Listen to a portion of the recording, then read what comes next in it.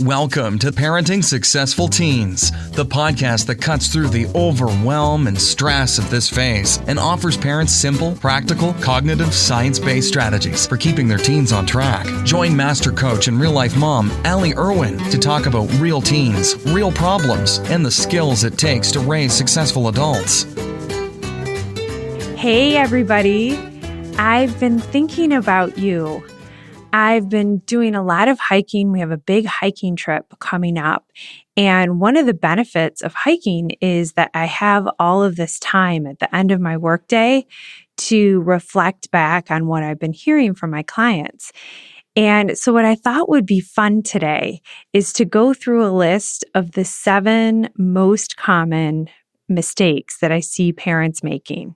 Okay, a lot of the things that we're discussing in our calls kind of fall into one of these areas.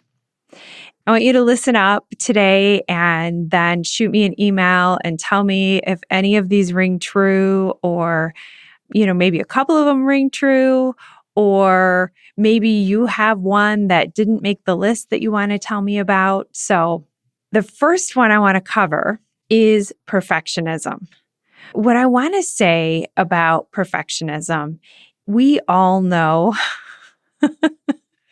right? We all know there's no such thing as perfect. But then we parent like it's a good idea to be as perfect as possible. Even knowing that we're never going to get there, we somehow still beat ourselves up like it's a bad thing to not be perfect, as opposed to just a human thing to not be perfect. The idea of not being perfect is so ridiculous for a couple of different reasons. The first is what's perfect for one child is not perfect for another, right? Like that first kid comes along and you think when the second one comes along, you know that they're going to be different, but then at the same time, you're kind of surprised when you do one thing and one kid loves it and the other one hates it. And you feel like you're in a bind because there's no way to do 2 things, or maybe you even try to do 2 things. And then you get into overgiving, which is the second common mistake.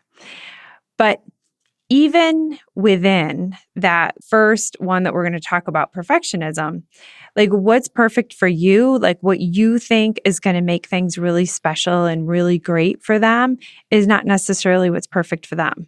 What's perfect for one child is not perfect for the other child. And then you throw in, what your husband and your neighbors and the school and all of the other people, your book club, all the other people in your life think is the perfect thing to do. There's just no way to do it perfectly because perfectly doesn't exist. And when we push ourselves to be perfect, we inadvertently teach our children that they should be trying to be perfect. Okay, they're striving to be perfect instead of striving to be good. That's just a losing game. So much of the pressure and the anxiety that I hear in the teen clients that I coach are because they really, truly believe, these are high achieving kids with honor roll, dean's list grades that are in multiple activities and going to amazing schools. And, on the outside, they're achieving so much. But on the inside, they're always feeling like they're not measuring up. Nothing they do is ever going to be good enough.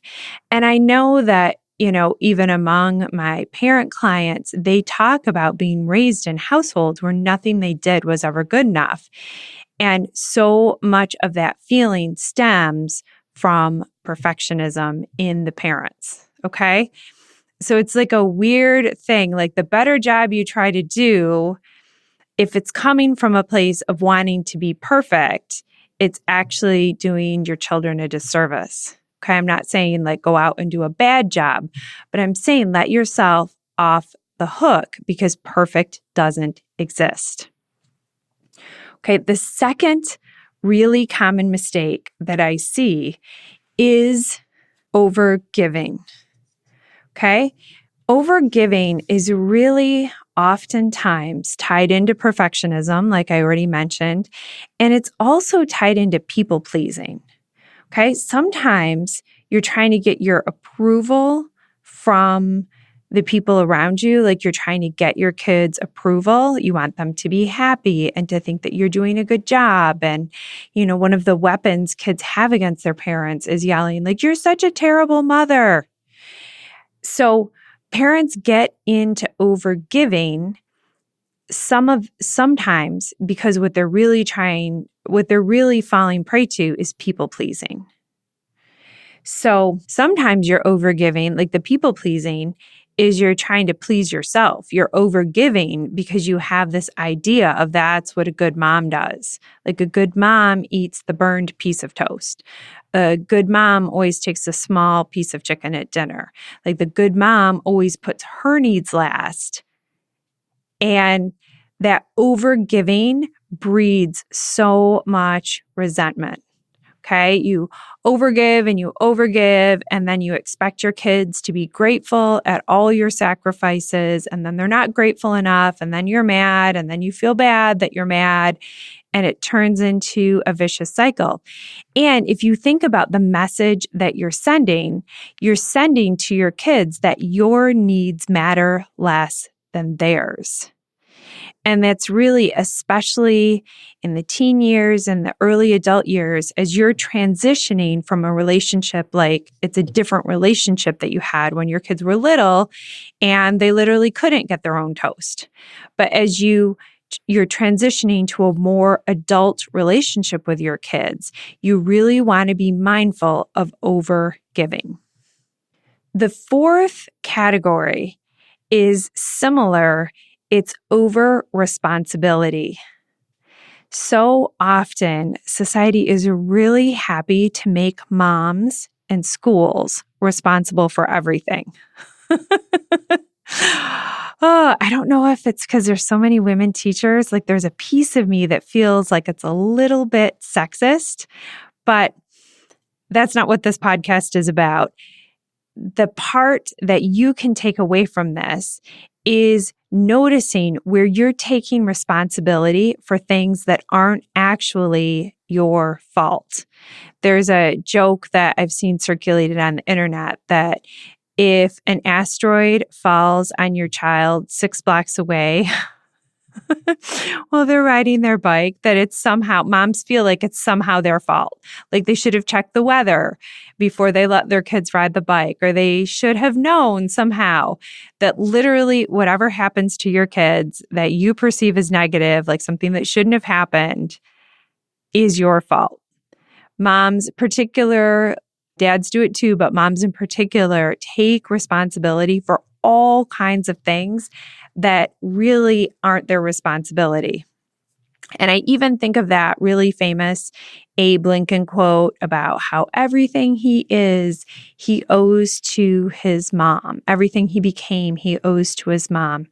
And the intention behind that is really sweet, but it can be misused by moms in particular as a weapon against themselves. They overgive and they take responsibility for their kids' actions because they're thinking, like they've bought into the belief that how their kids turn out is their fault.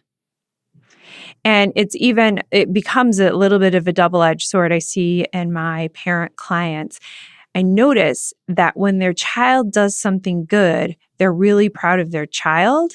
But when their child does something bad, somehow they make that their fault, which is really like kind of crazy on both sides, right? Like parents influence their children, but especially as their kids get older, they have free will. Okay. If they are going to cheat on a test, it doesn't mean that you haven't taught the value of honesty. Okay. Kids have free will. And so for parents to take responsibility for all of their kids' actions just does everyone a disservice.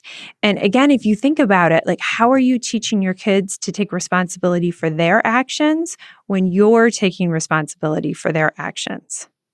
Okay. That shows up in tons of ways. And it ties very closely with overgiving, even dropping things off at school, like forgotten items at school. That's an example of not allowing your kids to take responsibility for the fact that they forgot their math book. Okay, the fifth thing that I see, and this is a big one, is the concept of transactional thinking.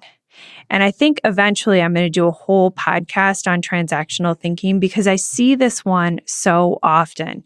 And it really comes on the heels of over-responsibility. We have this idea that if we do X, our kids will do Y. So if we feed our kids baby carrots and, home cooked lunches, that our kids are going to be healthy. Or that if we spend on, an expensive vacation, that our kids are going to be happy. Okay. If we sacrifice leave work early to pick our kids up from something so that they don't have to ride the bus home, that they will be grateful. And this it never works out. It does work out just often enough to keep parents doing it. But in the big picture, it doesn't work. And if you are giving from a place of expecting a certain return, you're really setting yourself up for disappointment, for frustration, for an argument, because kids' response to your action, again, is a piece of their free will. Okay. They might feel grateful that you took time, you left work early to come get them. But if they have an argument with a friend right before they get in the car, then they're thinking about the argument and you're thinking that they should be grateful. And you can see before you even leave the school driveway, you're in a fight. Okay, getting used to the idea that you are going to do things because of how you are as a parent versus how it's going to make them feel or elicit a certain type of reaction will give you so much more power as a parent and reduce the number of arguments that you have dramatically. The sixth thing that I see that's really common with parents, this just shifting a little bit, is the idea that parents are parenting in isolation. Okay? Parents may have lots of friends, are involved in book club, and they have all their friends that on their kids' sporting teams, and they're maybe from a big family or close with their neighbors or whatever, but they're feeling isolated because they don't feel like they have people in their life that they can talk about what's really going on. And it's that sort of, if you think about that idea of being lonely in a crowded room, it's that idea. Parents are feeling lonely and isolated because they don't feel like they can really share what's going on in their families and in their homes. And that's a tough one because parents are super judgmental of other parents. If you are worried about being judged is a real thing. And you, as a parent, you need someone that you can talk to about what's really going on without fear of judgment. And some of that fear stems from perfectionism. The idea that you want to be perceived as a really good mom and you want your kids to be perceived in the best possible light. And some of it stems from fear of judgment, and some of it also stems from wanting to protect your kids' privacy. There were things that happened in our family that I felt like it wasn't my story to tell. It wasn't anyone else's business, the things that my kids were struggling with and going through. And so I really limited the number of people that I talked to about some of the things that were happening. And wanting to protect your kids' privacy it's a real thing.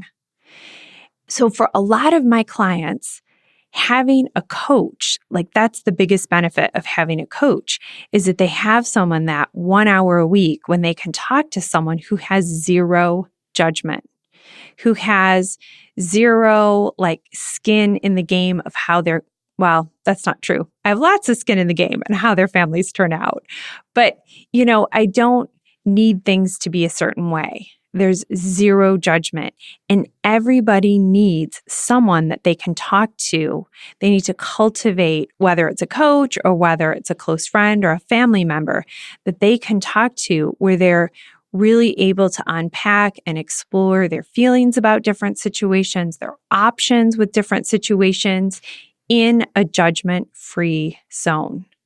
And speaking of judgment, brings us to the last common mistake that I see parents making, and that is not having your own back. Oh, like I said, judgment is a real thing. Other people for sure are judging you and judging your kids. But if you have your own back, it's like a shield. It's like a protective shield that you've created for yourself that protects you and protects your family from their judgment. Okay? This skill, having your own back, is the antidote to so many of those other common mistakes that parents are making. If you are trying to be perfect, which, as we've already discussed, is a losing game, and then you make a mistake, which of course is going to happen, like if you yell at your kids right before bed. That used to be one that really bothered me, as I hated to send my kids to bed. And have the last thing that happened was to have an argument. I hated, I had this image in my head that somehow, we were going to have an argument about going to bed, and then they were going to spend the next 8 hours, stewing before I had a chance to be a nice mom again. So I would yell at them, and then I would spend the next 8 hours stewing about why couldn't I hold it together as a mom? Really, it was just 15 more minutes. Why couldn't I keep it together? And I didn't have my own back. And so what that did then is I tried harder to be perfect. Like I said, this really feeds into perfectionism. I tried harder to never make a mistake, because when I did make a mistake, I didn't have my own back. You can see how that's a losing game, because the harder you try not to make a mistake, the more critical you are of everything you do and yourself when you do make a mistake. And then you get mad easier because you know that wave of criticism is coming. And all of that can be solved by having your own back. And this is really the antidote to the other 6 things that we talked about. A lot of what I'm teaching my clients is the skill of having their own back. Okay? This is actually a skill I'm teaching both the parent clients and my teen clients. That is an amazing life skill, is to have your own back. A lot of the kids, when they're thinking about choosing colleges, what they're really worried about is regretting their choice. And we talk about making a choice and then having your own back about the choice that you made. And if you need to change schools, then you have your own back about your new decision. But you don't beat yourself up for choices that you made. You don't take yourself out back and beat yourself up because you made what you think is a mistake, right? That'll just freeze you. You can't make any decisions if you don't have your own back. A lot of what I'm helping clients do while they're learning to have their own back is holding space for the idea that they are already good enough. Imagine, just take for a second and notice how good it feels. Just think to yourself, I'm a great mom. If you're listening, or if you're a dad, I'm a great dad. Just say that to yourself right now and notice how amazing that feels. Okay? And here's the thing. It's true. How do I know that? Because bad parents don't listen.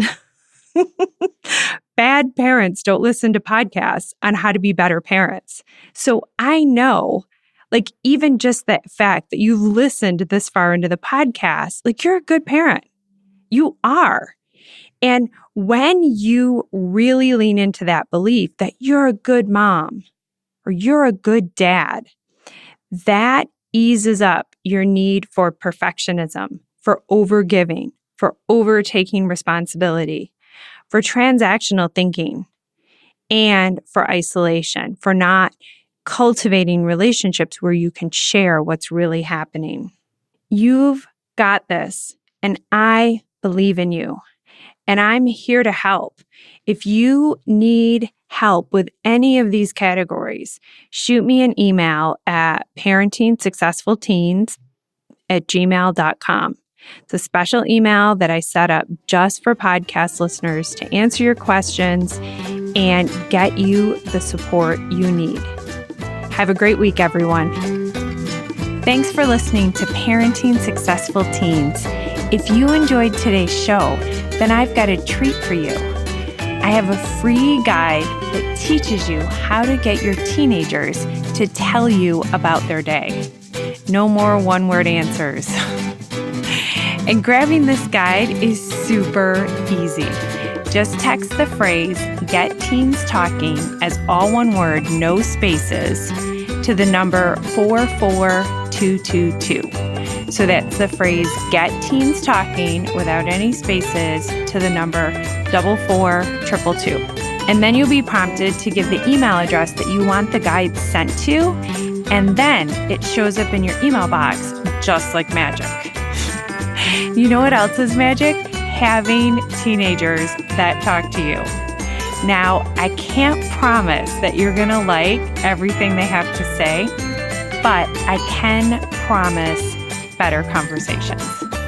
Grab the guide, and I'll talk to you next week.